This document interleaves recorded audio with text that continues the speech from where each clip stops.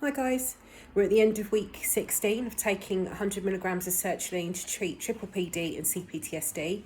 Following on from my last video, which was the midweek update, I was talking about things that we enjoy and try and do more of that. And I went to a nightclub last night because I love dancing. And I don't care how old I am, I really don't care. It was my friend's birthday, so I had an excuse. And the music wasn't really my cup of tea, but I still went, I still danced, and I felt really good for it. I felt good dancing, I felt good with the movement, and because I feel it was getting rid of all this nervous energy that's in my body. The dizziness is low. It's low, and I'm no longer marshmallow walking, which is wonderful. I can lay fairly still in bed as well, which is nice. It's still there, but in the background. It's not a dominant thing. It's not bothering me too much.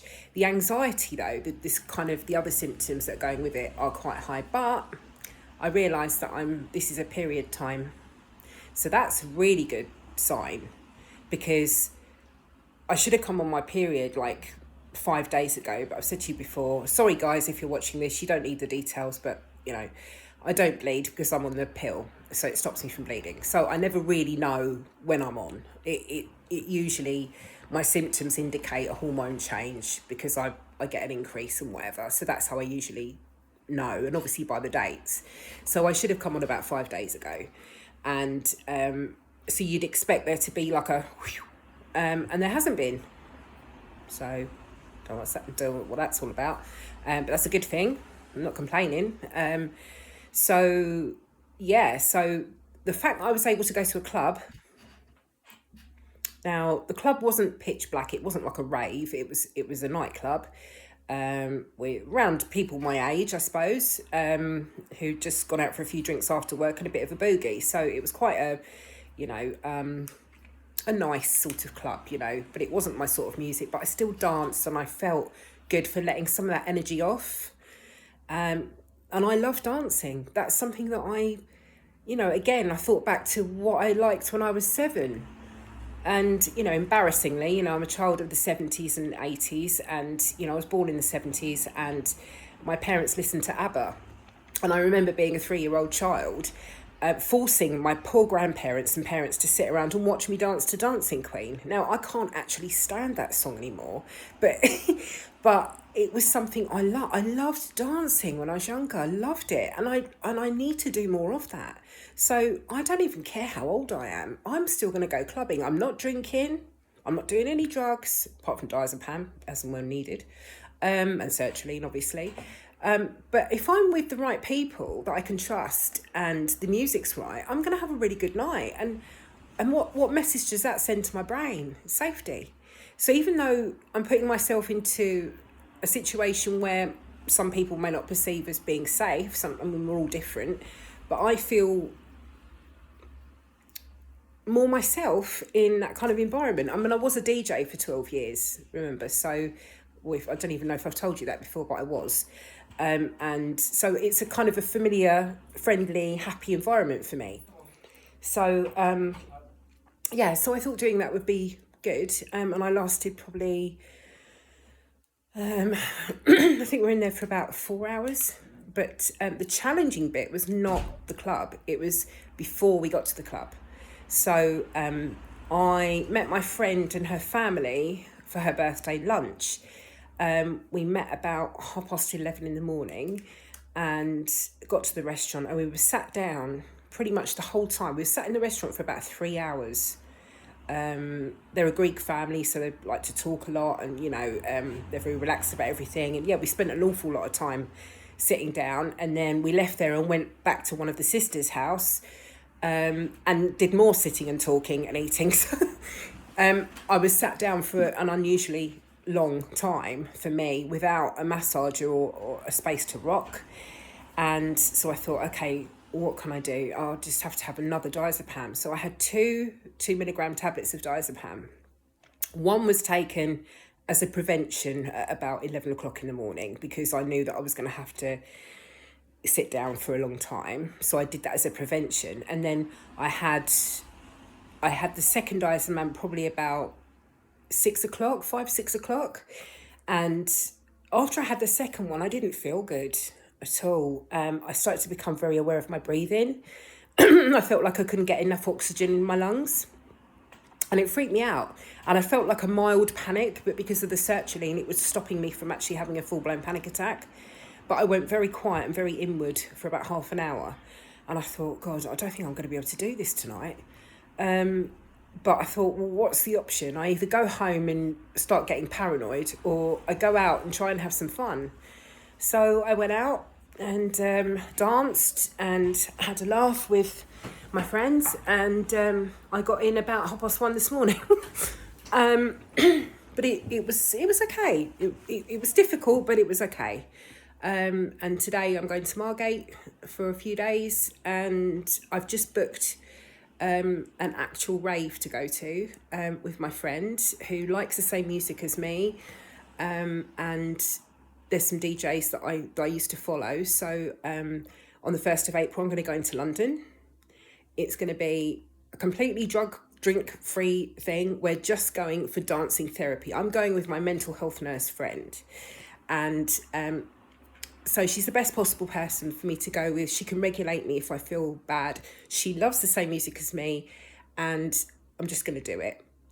It doesn't start till 11 o'clock at night. It finishes at 6 in the morning. I can't believe I'm doing this, but I know that is something that makes me happy, and it used to, and it surely still will. I still love music. I still get a physical response from a certain kind of music, and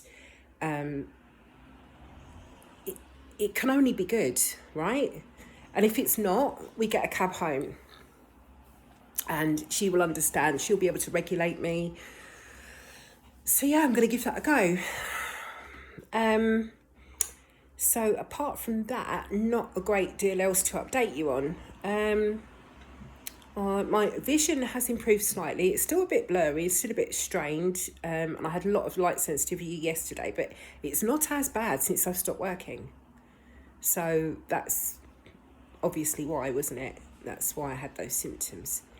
Anyway, how are you guys doing? Have you made any progress? Are you kind of relating to anything I'm saying? I mean, I keep looking back at my videos.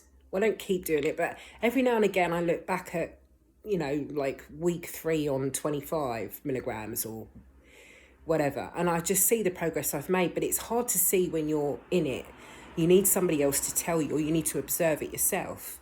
While I'm on the subject, big shout to Steve's long COVID journey.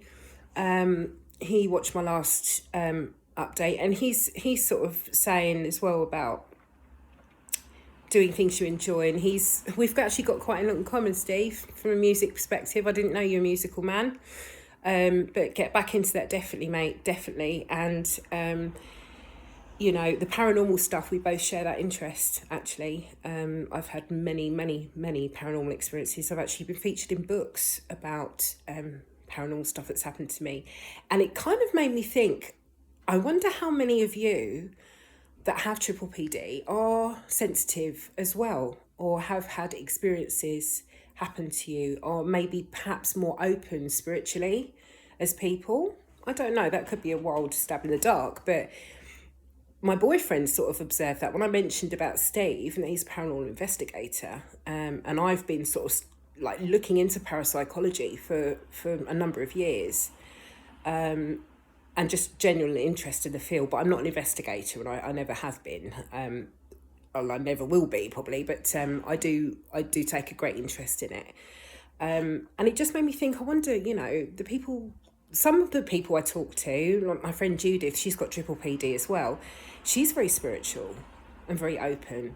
And I just wondered if there's perhaps a little pattern going on there. It's interesting. So I'd like to hear from you if you're kind of open spiritual person as well, or if you've had any paranormal experiences. I'd be very interested to hear about them. Anyway, so yeah, I think it's a good way to think about do the stuff that makes you happy, and just show your brain you're safe. That's really the bottom line, isn't it? It's just messages of safety to the brain, and however which way you can do that. But obviously everybody's different, and some people would find horse riding or going to a club the absolute idea of hell. Whereas I find just lying in front of the TV hell, to be honest with you. I always need to be doing something. So just have a think about it. Just have a think about things you love and just try and reconnect with those things.